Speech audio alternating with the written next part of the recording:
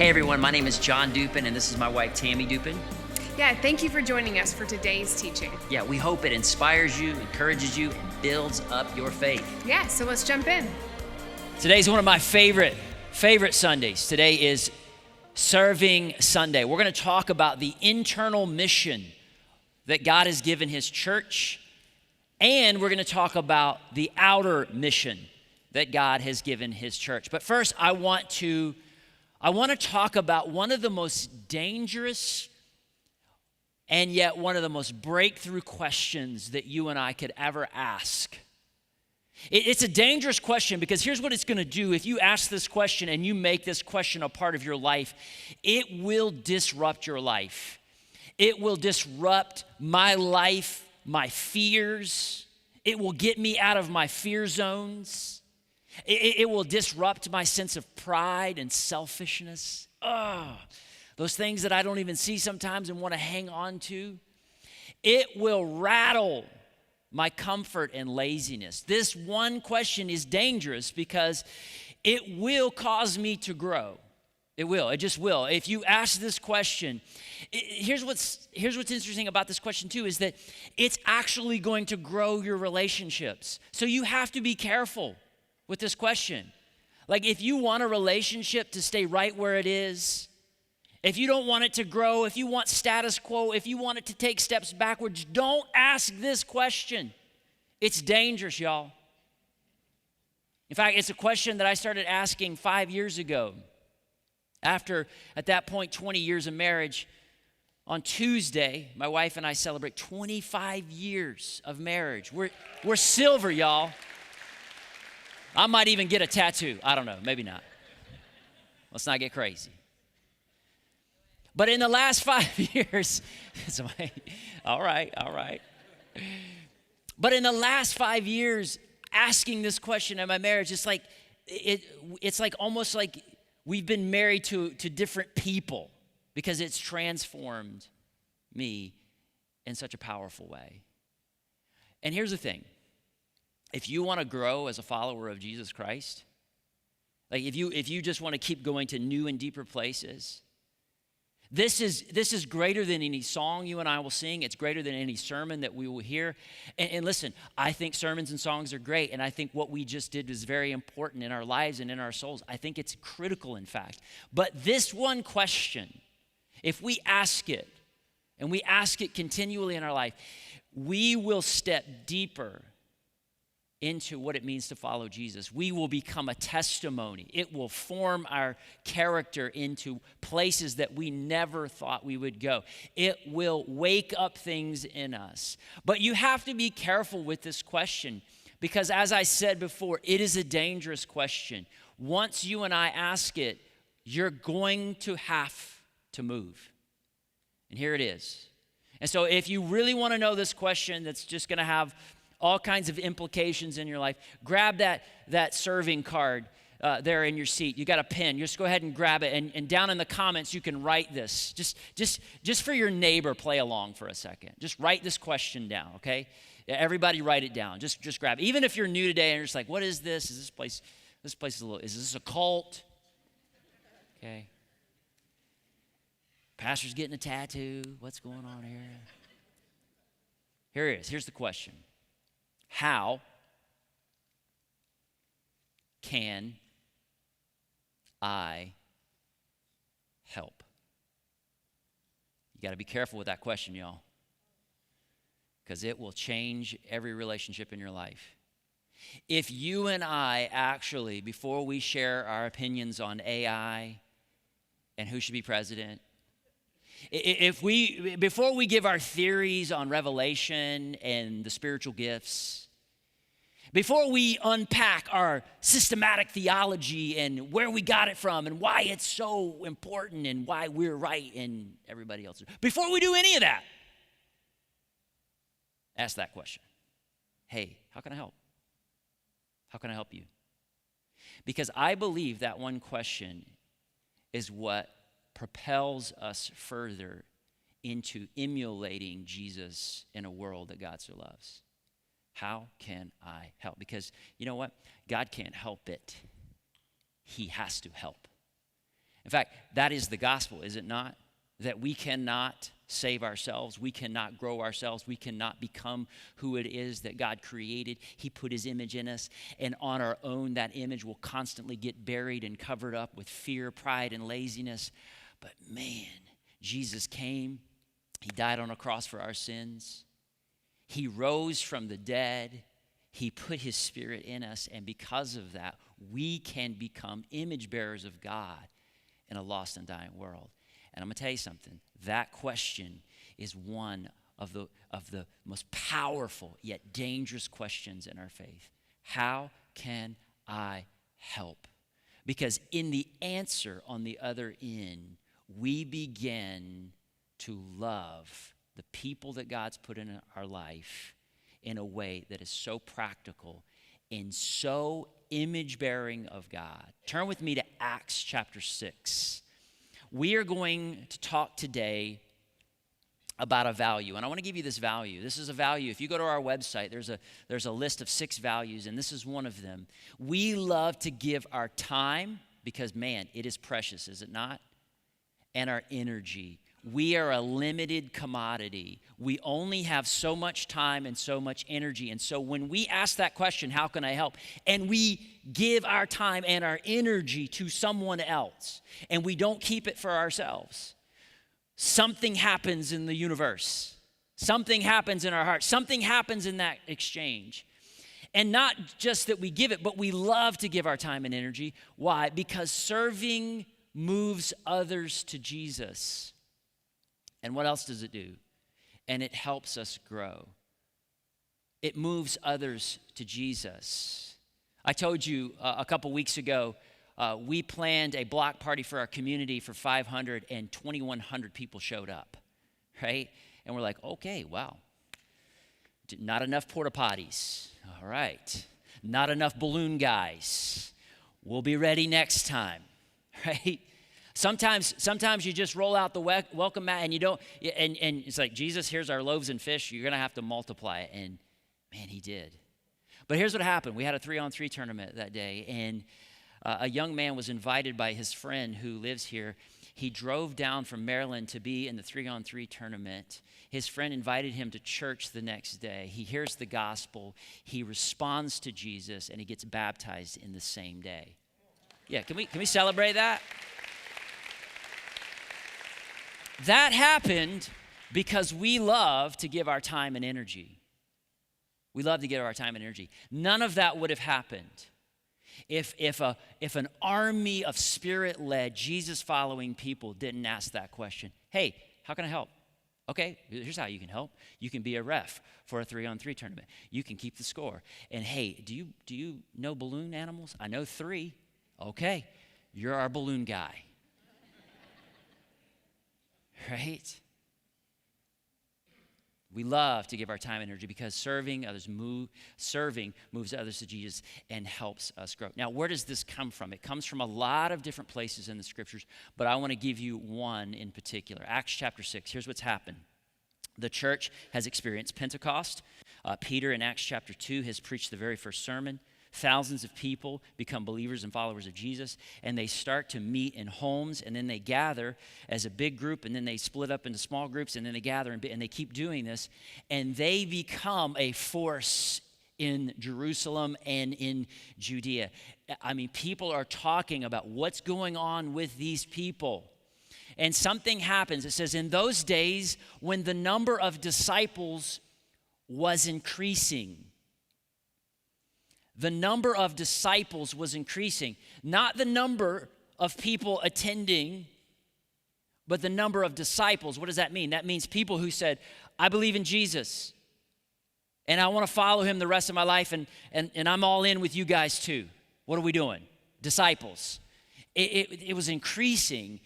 There was numerical growth in the church. And this is important that we see, is that numerical growth is not everything, and I want to talk about that for a second, because we are growing as a church. We went through the pandemic just like everybody else, and we had to have half the people in here. And over the last 3 years, as of right now, we have grown 20% in people walking in our doors every Sunday, 20% in just this last year, and 25% in family ministries. You can celebrate that if you're just wondering. Like, yeah, that's cool. Wow. Okay, now here's the deal. Numerical growth is not everything. Why? Why is it not everything? Because just like in the first century church, there are people who aren't necessarily going to believe and follow Jesus. They're going to show up and they're going to hear something, and sometimes they'll show up for years and never say, I surrender all. I'm all in with Jesus. But guess what? There'll be a lot of people who'll drive down to a 3-on-3 tournament and walk in here and hear the good news of Jesus Christ and say, I'm all in. What's my next step? Oh, well, let's get you baptized. And now let's get you on mission, right? Let's get you on mission. So numerical growth isn't everything. And I know that's kind of one of those things, especially in this town where we talk about numerical growth and people coming, and it's like, well, are you guys emphasizing the wrong things? Listen, it's not everything, but it's something. It's something. Look to the person beside you and say, it's something. Go ahead and tell them that. It's something. It's something. Okay, it's not everything. Okay, it's not everything. All they're about is numbers. It's not everything, but it's something. It's something. And so we have to acknowledge that something is happening in our church. Wow, okay, what's happening? Let's keep going. Let's keep going. Next part of verse 1. The Hellenistic Jews among them complained against the Hebraic Jews. What? I mean, in one verse, growth brings grumbling. Yes. Growth brings grumbling. And you know this in your life. You know this if you run a small business. As your small business grows, oh my goodness, we don't have the system. We don't have the people. We don't have the processes to catch up with the growth. What are we going to do? We've got customers on the line. And it's the same thing with the church, right? As growth happens, more problems walk in the door, more needs walk in the door, and everybody is a limited commodity. We only have so much time and energy among ourselves. So what's going to happen? Oh my goodness, they were complaining against the Hebraic Jews because their widows were being overlooked in the daily distribution of food. So what's happening is the apostles, the original 12, they're out there preaching the gospel, and then all of a sudden they're getting word, hey, we're trying to help these widows in our community because that's what Jesus would do, but we don't have enough hands. We don't have enough hands for all the needs. Can you guys help us? And so the apostles get off the front lines from sharing Jesus and tell them, hey, we saw Jesus. We hung out with Jesus. We know we saw him resurrected, and we're going to tell you about Jesus and why he's the Messiah. And they're like, okay, well, we got to run back and start a food distribution program. And so there was this tension that started to happen. And here's the thing about challenges. When we talk about internal challenges must be solved, or the people's growth and the church's mission suffer. I want to say that again. Internal challenges must be solved. We're growing as a church. We're growing as a church. Not just on Sunday mornings, people walking in the door, but we're growing in so many different ways when it comes to needs. Because every person who walks in, every household who walks in has needs. Now they have an unlimited amount of needs that only a church can solve just some of them, but we are to solve some of them, right? Because numerical growth isn't everything, but it is something. We better solve something. And so we have to understand that if we don't rise to these challenges, then people's growth and the church's mission suffer. And I don't know about you. I don't want the church's mission to suffer, and I don't want people getting stuck. So here's the thing. Here's our challenge. Here's our internal challenge. We're going to talk about our internal challenge, how we're going to solve it, and then we're going to talk about how we are going to serve externally. But first, here's our internal challenge. Summer serving numbers is less than summer growth. Hallelujah. Let's get tattoos. All right. Summer serving numbers is less than summer growth. Okay, so here's what I want to do right now. I want to celebrate the people who, over the last 9 months, basically the school year, have been world changers in all the environments on Sunday morning. So if you have served in the last 9 months anywhere, I want you to go ahead and stand right now. Just stand up. Stand up proud. Come on. I know. Yep. Stand up. Come on. Yep. Thank you. Thank you. You're going to have a seat. Now, some of these men and women have signed up to serve in the summer. Some of them have said, you know what, I'm going to take a season of rest because that's what we do here. You don't sign up to be an usher or to be on host teams or to hold babies and to work in Midway, and I could keep going, for life, okay? There's no sweet 80-year-old lady in the boiler room right now that's been there for 4 decades. She hasn't been to service in 40 years, right? So we have an internal challenge, and that is this. Summer serving numbers is less than summer growth. Man, we have a serving culture here because we ask that question, how can I help? Now, here's what I want to do, because we see this all the time. And this could have happened in Acts chapter 6. And that is the ABCs of need mismanagement. Write this down, y'all. This is gold, okay? The ABCs of need mismanagement. Mismanagement. That means we miss it. A is we can avoid it, right? Just la, la, la, la, nothing's happening here. These are not the droids you're looking for. Thank you. You know what I'm talking about. Avoid it. We can just avoid it. And you know what? Sometimes families do that. Hey, we're not going to talk about it. Let's avoid it. You know, Uncle Larry's crazy. Let's not talk about it. We could avoid it. We could do that as a church, and we could keep coming in here and Tony's up here leading us into Lord send revival, and we just hallelujah, and then we just like, hey, no big deal. There's just I'm going to walk past a trillion different needs that aren't going to get met. We could avoid it. So last week I wasn't speaking. My wife was speaking last week. Didn't she do amazing, by the way? Didn't she? It's amazing, and the panel that just brought that truth. So I was in my son. He runs host teams. I was in his fuel rally, and afterwards I said, hey man, I'm like, what do you need? How can I help? He's like, well, I'm low on ushers today. Can you usher? I was like, yeah, man, I'll usher. So I get in here, and I'm like, hey, what do I do? And he's like, well, we're going to pass out these things on the seats. And then there's things that are already on the seat. And then my OCD goes wild. Because some of them are turned one way, and some of them are turned another way. And I'm like, what do I do? Right? So I start turning them, and he's like,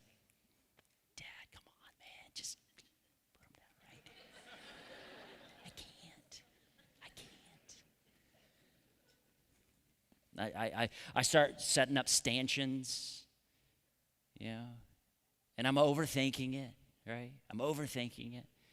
This is what happens. So, thank goodness for everybody. They came and got me like, hey, they want you to introduce your wife today, so you're off usher duty. I'm like, oh, okay, wow. Okay, give me a mic. Thank you. Precious. Right? But here's the thing. What I realized is that we're not just ushering people to their seats. We're not just parking cars, right? Christian hospitality is ancient. It's opening up the door to people's hearts so that they will know in the most tangible way the welcome of God in their life. Thank you for being here. You are known. You are known. Now come in here. Come into this house. Come into this place. We were expecting you. We were expecting you. Now I know we could just say, well, it's just church, which is a forbidden phrase around here. We never say that. It's just church. No. It's the church, which means we should be Jedis in Christian hospitality. That's an irony. I'll get an email on that. I mean, seriously.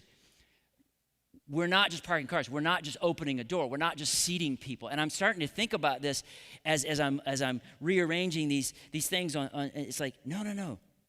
This is actually going to be a sacred space where somebody sits who could be far from God or stuck in some place or ready to go to the next place. And I get to help, number one, pray over this, but also help them get to this space. And so when we talk about serving, how can I help? We're not just filling a spot. We're not just cogs in a wheel. We're a part of something bigger than ourselves. But we could just avoid the problem, right? We could just say, it's just church. It's just church, right? The other thing is this: we could blame. We could blame.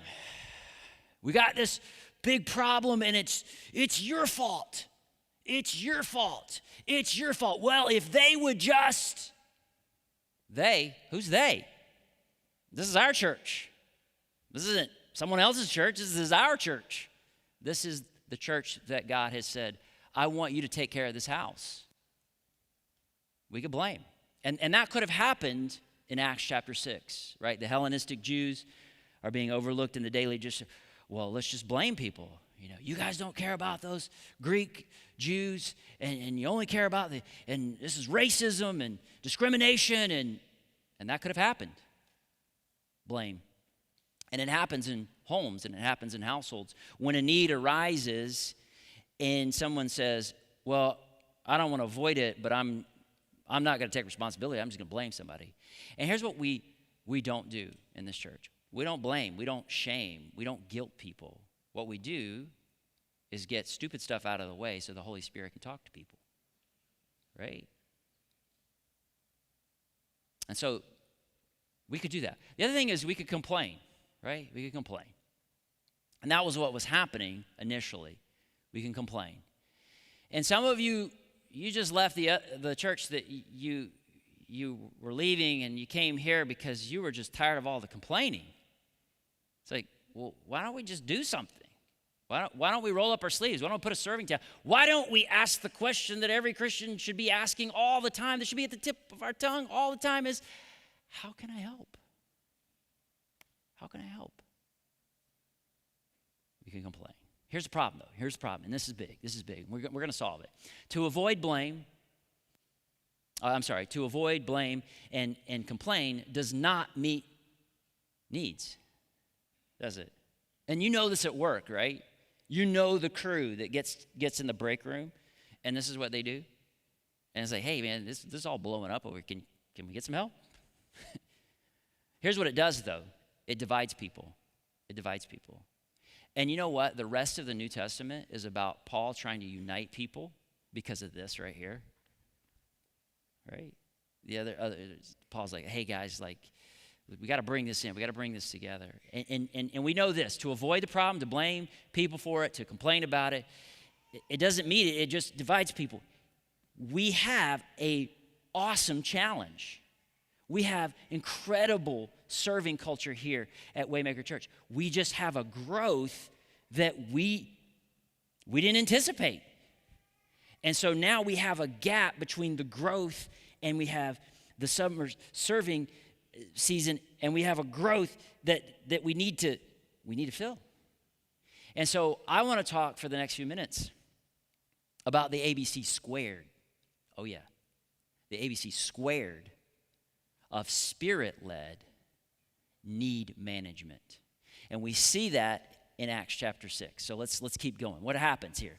It says, so the 12 gathered all the disciples together and said, it would not be right for us to neglect the ministry of the word of God in order to wait on tables. Now, here's what they're not saying. They're not saying, hey, we're the apostles, we're above all of this work. No, they're just saying, hey, guys, we've been running out here trying to run a food distribution plan, and people are complaining about it because there's not enough of us to do it. Besides, we need to keep sharing the gospel. So, hey, let's all gather around and talk about how we can solve this problem. So here we go. Here's the ABC squared. A, of spirit-led need management. Don't miss this. Acknowledge and ask. Acknowledge the need, the challenge, and guess what, guys? Here we go. Ask people. Ask people to help. Why? Because God created us to be known and to be needed. To be known and to be needed.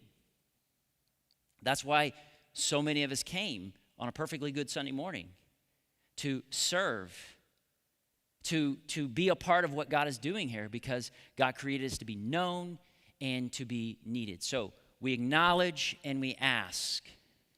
Next, verse 3. Brothers and sisters, choose 7 men from among you who are known to be full of the Spirit and wisdom. We will turn this responsibility over to them. We'll choose some people and we'll say, hey, there's a need. If we don't meet it, it's going to impede people's growth and the mission of the church. So we need you guys. And they're like, how can I help? Here's how you can help. Here's how you can help. You can help with a food distribution plan. Okay. What happens? Look at this. This is big. And we'll give our attention to prayer in the ministry of the word. So we can go back out and preach the gospel. Like, it's almost like we all have different responsibilities, and when we all play those different responsibilities and we're on each other's team, something begins to happen. We're going to see what happens in a minute.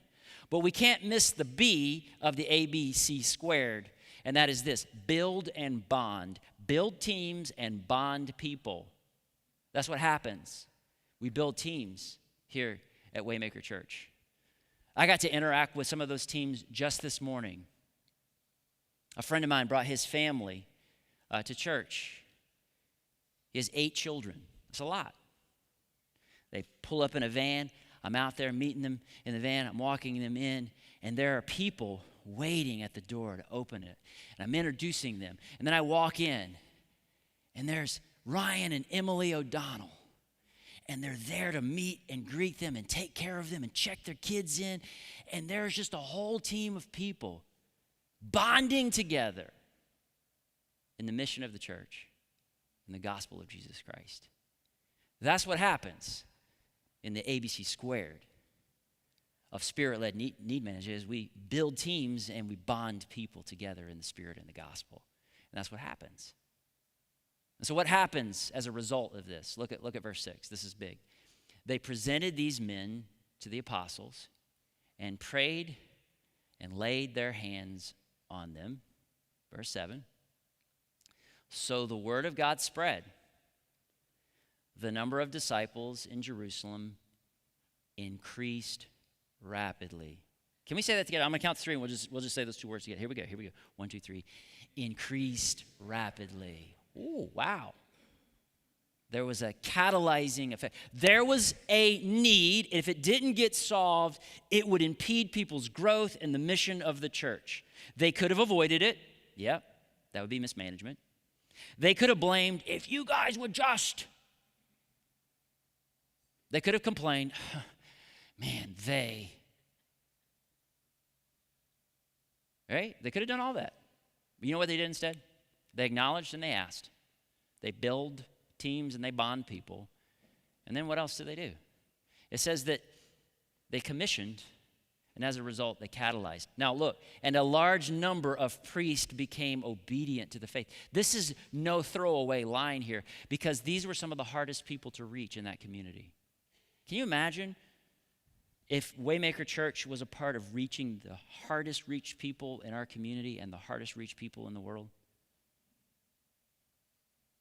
People who have their walls up, people who, I'm not about you. All of a sudden, there's just this group of people who are walking around going, how can I help?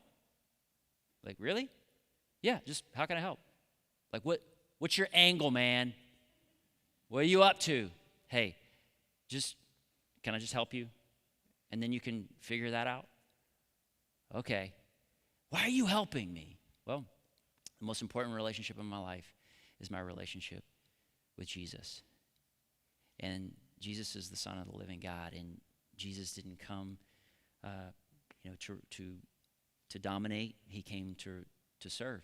And as a Spirit-filled believer of Jesus, who's also following him, I just serve, and that's what I'm going to do the rest of my life. I'm going to serve. And I'm going to start with the people he asked me to start with, and that is his church. And then I'm going to serve my community, and then I'm going to serve the world, because that's what we do. We follow Jesus, and we always ask that question. Yeah, but what's your theory on the book of Revelation? You know what? I'll tell you that, but can I serve you first? Can I just help you first? What do you think? You think the government? You know what? I'm a citizen of this country, and I vote, and I had civics class, and I can tell you all that. But could I just help you first? Could I just help you first? Like, can you imagine what would happen if there's just a group of people in this town who were filled with the Holy Spirit, and they walked out into the unsuspecting public with the most dangerous question: how can I help? I think it would change the world. And so that's what we do here. We commission and we catalyze. We commission and we catalyze. We do this all the time. We don't blame, we don't shame, we don't complain. We just say, hey, guys, we've grown by 20% overall and 25% in family ministries. And here's the thing. We had to say to some of our Joymaker families this morning, we don't have enough personnel for the ratios. And so, can you come next week? And we have to do a rotation now with our Joymaker. And if you don't know Joymakers, these are our families with children with special needs. And so here I am going, hey, I don't want to say, hey, come back to those families. So what I do is I acknowledge and I ask. And we build and we bond. And we commission and we catalyze. And guess what else? We increase in number the amount of disciples who are bringing more heaven to earth. That's what you and I signed up for the rest of our life if we believe and follow Jesus. And guess what we get to do? We get to see week in and week out people raise their hand and people go all in baptism. We get to see people take steps forward in bondage and get free. We get to see marriages restored. We get to see our community endeared by the church. So here's what I want you to do. Grab that serving card. Every single person, grab that serving card. And here's why I want everybody to do it. I just want everybody to do it so that nobody feels left out, okay? So everybody grab that serving card. The one you wrote, how can I help on it? And here's what we're going to do. I want everyone to fill this out, and I'm going to give you instructions on how to fill it out real quick. And then in just a second, Sean's going to come up here with some special guests that I want you to give a rowdy applause to, okay? But first, let's just do this, one step at a time, okay? Everybody fill out the serving card, okay? If you're new or returning to serve, okay? If you're new or returning to serve. If you're a guest with us today, just lean in and go, wow, these people really do follow Jesus, okay? If you're new or returning to serve, here's what I want you to do. I want you to fill out the information, and I want you to serve this summer, okay? So if you're new or returning to serve, here's what that means. If you took the last 9 months off as a season of rest, it's official. You have rested. Okay? All right? A season of rest is not the rest of your life, okay? All right? So if you're new or returning, just fill it out, and then we want you to serve this summer. Okay. If you're already serving this summer, here's what I want you. I want you to fill out the card and tell us in the comments, why you believe others should jump into serving. Here's why I want you to do that. Because we're going to use your testimony to inspire other people. You're serving this summer, you're already in it. We want you to just say, hey, I'm 2 weeks into this and I've already seen these things. I've bonded with some people. Man, I got to help these people. I got to be a part of this thing, okay? So, and next, if you're on a season of rest for the summer, so you just served for the last 9 months and you're like, okay, I'm going to take the summer off. Here's what we want you. We want you to tell us why you think others should jump in and serve this summer. And here's what we're going to do. On that comment, we're going to share some of your testimonies for the people who are coming in. Or in the next couple of weeks, when we share with people why, hey, here's why you should serve. And somebody who just served in the last 9 months they've written you a letter. They've written you a letter as to what that has done for them. Okay? So take a minute. And if you're on a season of rest for the summer, here's what we want you to do. If you're new or returning, we want you to do something. If you're already serving this summer, we want you to do something. Everybody, unless you're a guest today, unless it's your first time, we want everybody filling this out. Now, here's what we're going to do, okay? We're going to, there's somebody here who's like, I've been here for 6 weeks. I don't know if this is the church for me. If you've been here 6 weeks, welcome to the family, okay? Welcome to the family, okay? So we want you to serve. We're acknowledging and we're asking. And just go down somewhere on your page and just circle that. How can I help? Here's how you can help. Man, we've got a lot of cool growth that's happening, and we need people here in this room to host people. We need people to point a camera. We need people to open a door. We need people to be small group leaders for young kids and for middle school students. We need all that for the summer. So 3 months. We know you're going to go on vacation. We know you have Dollywood in your future. Okay, nobody's messing with your Dollywood. Okay, go to Dollywood. Go to Dollywood for 2 weeks. Just come back and finish serving for the summer. Okay, so now we're gonna play a little music, maybe a little elevator jazz. I don't know what we've got cooked up over here. We'll play a little music, and then when you're done, there's buckets up front here. Okay, and then there's buckets throughout the space. And just go put your card in that bucket and then go find your seat again, okay? So do we have some music? We have some music? We got music. Okay, so go ahead and fade up the music. Maybe a little John Mayer. No, I'm just kidding. Okay, there you go. Look at this. Paul, I see that. That's good. That's good. Yep, come on. Bring it in, bring it in. Bring it in. There's buckets back there too. Buckets back there. Yep. This is so good. This is so good. All right.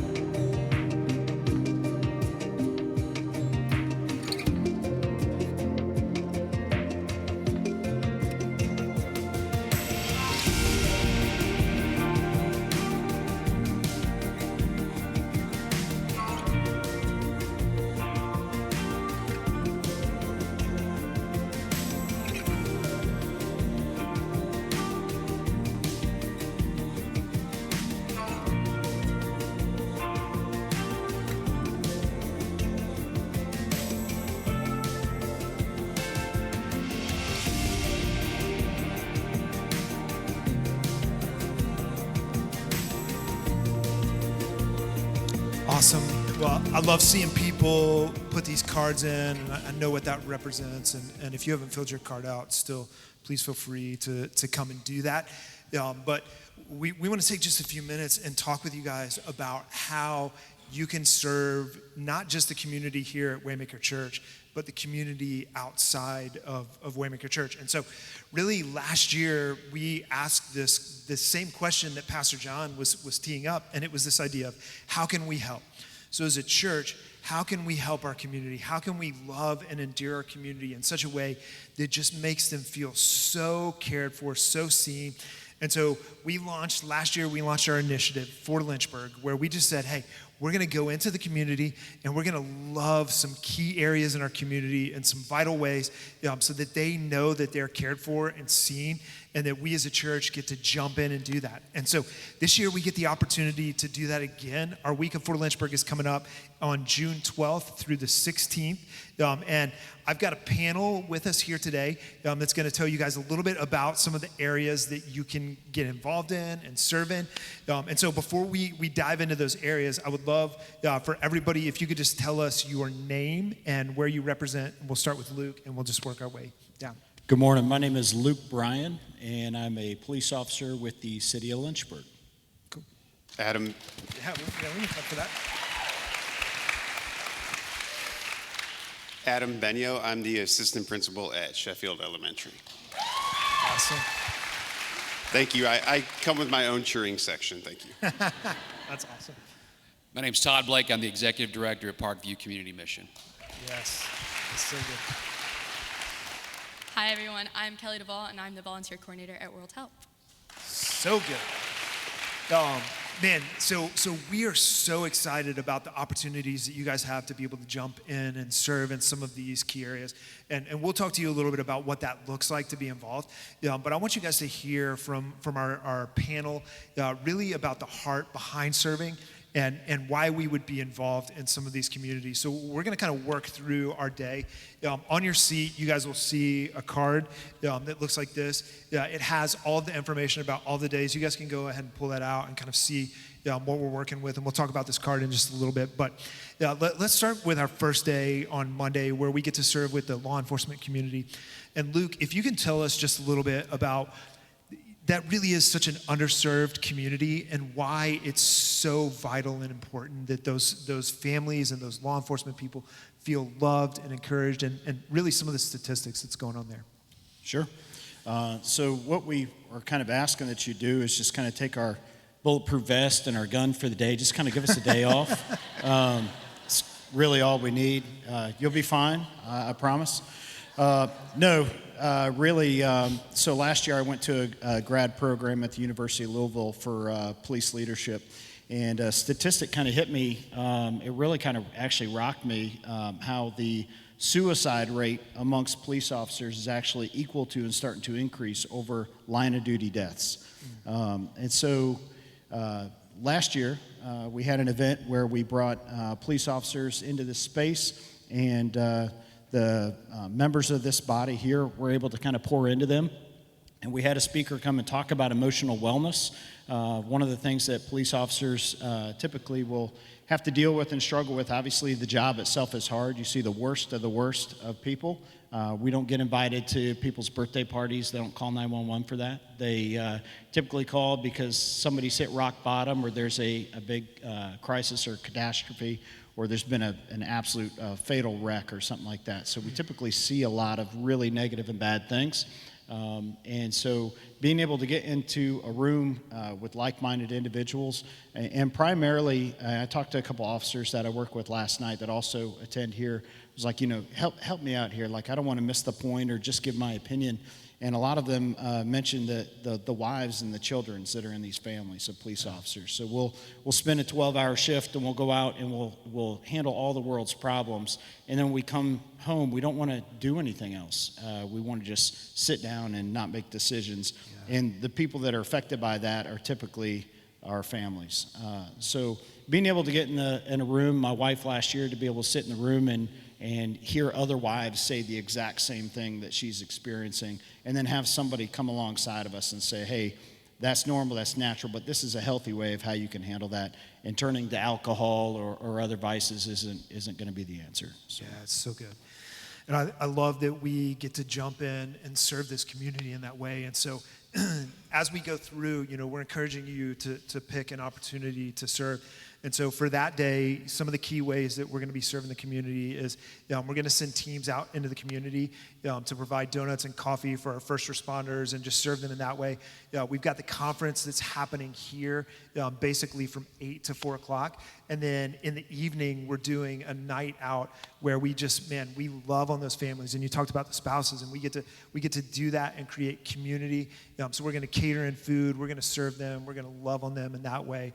So that's kind of what Monday looks like. So really excited about that. And so Tuesday, we get to jump in and serve with Sheffield Elementary.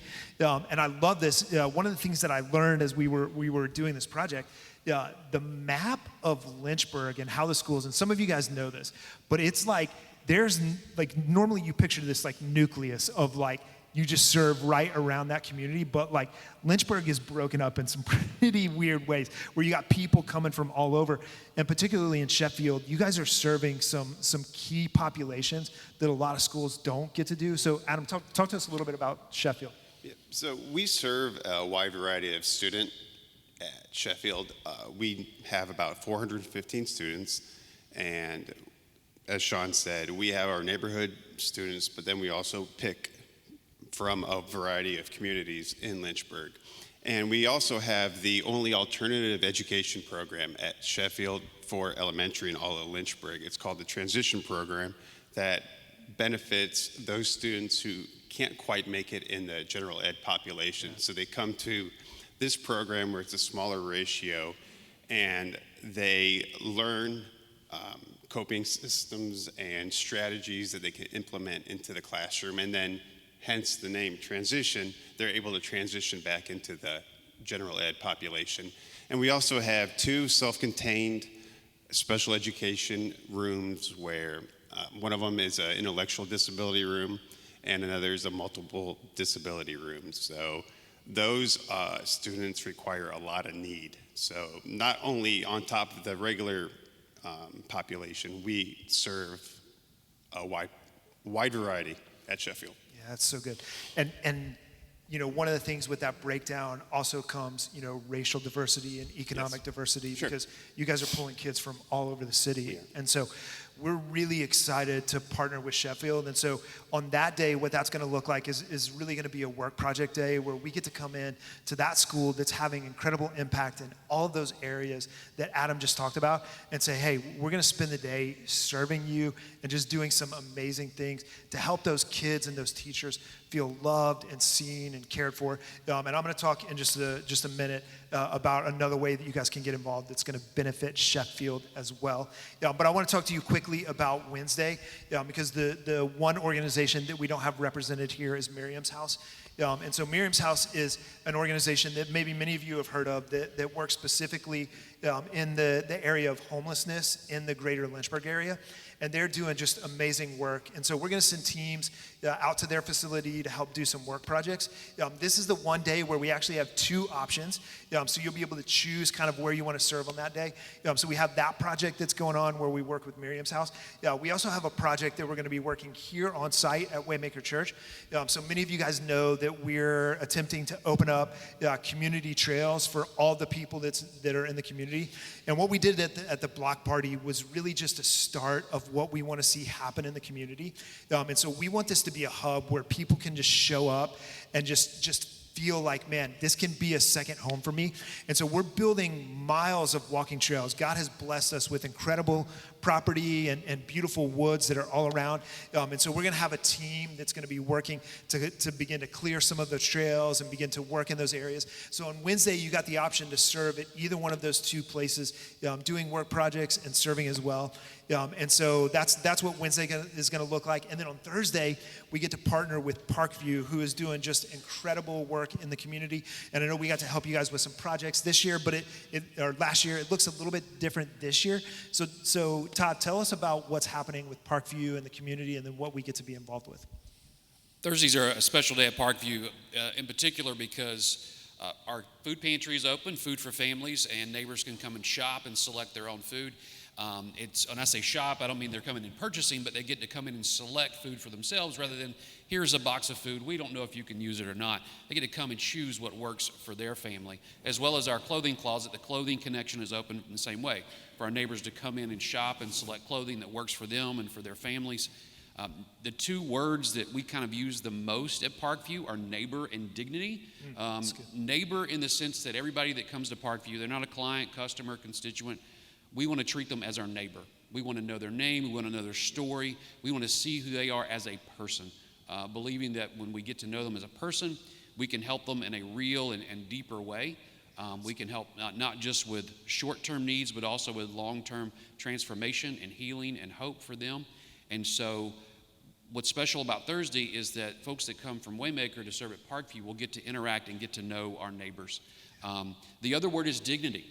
There's dignity in choice. There's dignity in being able to come and select food for their family. There's a lot of reasons why a family needs to select food for themselves. It could be, medical reasons, allergy, religious dietary restrictions. When they can come and choose food for themselves, there's so much more dignity in that. And same thing with the clothing connection. And so when we treat them as our neighbor, when we treat them with dignity, we acknowledge who they are as a person created in the image of God. And so what I love about Thursday especially is that your folks are going to be able to get to know them, see them, get to know people who are experiencing food insecurity and unemployment and homelessness, and get to know them as a person and not just as this kind of stereotype out in our, hypothetical out in our community. Yeah, it's so good. I love what Parkview's doing. Some of our staff got to serve with Food for Families. And man, it was so impactful to be able to be there, pray with different people and engage on that front. So on that Thursday, we'll be working with the Food for Families, helping people get those groceries, clothing connection, helping them get clothes, and just making connections with people. And it's really an incredible way to serve the community. And so really excited about that. And then on our last day, we're going to be partnering with World Help. One of the things that we looked at when we did this last year was, hey, we want to be able to get families involved. And so Friday is really our family day. And so what we know is back in Way Kids, we say this all the time, that we're building spirit-led leaders who are leading the church really in real ways now. And we want to give families the opportunity to be able to serve with their kids. And a lot of the projects that we did last year, it was like, hey, my kids could tag along, but they didn't have a lot to do. So we wanted to create an opportunity to just really be able to get families involved, especially if you have younger kids. And so we're going to be doing that with World Help. So Kelly, I would love for you to tell us a little bit about World Help and kind of what that's going to look like for our families to be involved. Yes, so World Help is actually in this neighborhood. It's right down the road from Waymaker.Church, but we are a Christian humanitarian aid organization. So we exist to bring help and hope to people in impoverished communities, specifically around the world. So actually right now we work with over 70 different countries, or have over the 30 plus years that we've been working to help meet these needs. So we're right over in Forest, Virginia, but serving with us is just really a catalyst of a movement of serving others all around the world. The way that World Help works is that we actually don't have people from World Help on the ground in global offices, but instead we partner with people who are indigenous to these communities, who are leaders in these communities, and they're the point people for their neighbors to come and say, hey, I need help. How can you help me? So in that mission of bringing help and hope, we're bringing help through the physical and tangible aid of relief supplies, and then hope through our partners sharing the same values and beliefs that they get to share the gospel with their neighbors that are coming in. And so to encourage you all on that, and all of our volunteers that come through, whether you are a family in Forest or Lynchburg, Virginia, coming and serving at our warehouse and helping us pack hygiene kits or boxes of new clothing, or if it's a family out in California who decided they want to sponsor a child and helped supply that child's life up until all the way they graduate from high school, or you're wanting to serve on one of our trips, it all is a catalyst of you're helping start a movement of these communities, in impoverished communities, then getting to serve and know and live together in the love of Christ in these communities all over the world. So we actually have a table out front as well, because World Help is, as I'm learning, very big. There's a lot that goes on, a lot of different opportunities to be involved. So please feel free to stop by that table and see what those options are. But yeah, for Friday, families will get to come in and help us pack hygiene kits, fold and sort new clothing, just to get those sent out to people in need everywhere. So good. I love that we have that opportunity to be able to encourage families to jump in and serve. So really excited. Can you guys show some love to the panel for sharing with us? Thank you so much for joining the Waymaker.Church YouTube channel. We hope this video encouraged your faith and brought you to the new and deeper with Jesus Christ. If you enjoyed this video, you can join us live every Sunday on YouTube, Facebook, and Church Online. You can also subscribe by hitting the button below. You can keep up with everything going on here at Waymaker.Church YouTube channel. And if you enjoyed this video, share it with people that you know. It isn't about making our name known, but about making the name of Jesus known any way we can. If you would like to partner with us also financially and help the vision that God has for Waymaker.Church, you can go to Waymaker.Church/give and help fund everything that's going on here. Again, thank you for joining us today. Now go make a way.